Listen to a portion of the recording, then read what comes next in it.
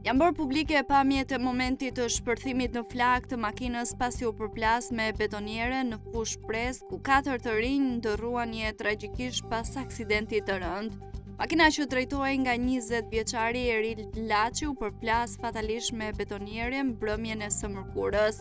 Në makinë ndodheshin 2 vëllezërit, kushëriri i tyre Andi Laçi nga Borizana dhe shoku i tyre nga Fush Kruja, Enrikeld Kurti, 24 vjeç. U bë e ditur se ata kishin pritur në Rinas Enejt Laçin, i cili kthehej nga Gjermania. Sapo kanë lënë aeroportin dhe janë nisur për në banesat e tyre, u ka prerë rrugën betonierja, duke shkaktuar goditjen fatale për shkak të shpejtësisë me të cilën lëvizte makina Mercedes-Benz, ku udhëtonin 4 të rinj. Makina ka shpërthyer në zjarr për shkak se ishte me motor benzin-gaz. Trupat e pajet janë nxjerrë të karbonizuar dhe janë transportuar në morgun e Tiranës. Familjarët të cilët janë mbytur nga dhimbja ende nuk i kanë tërhequr trupat e pajet pasi po kryhet ekspertiza. Fshati Borizan në Krujë e ka pllakosur zia.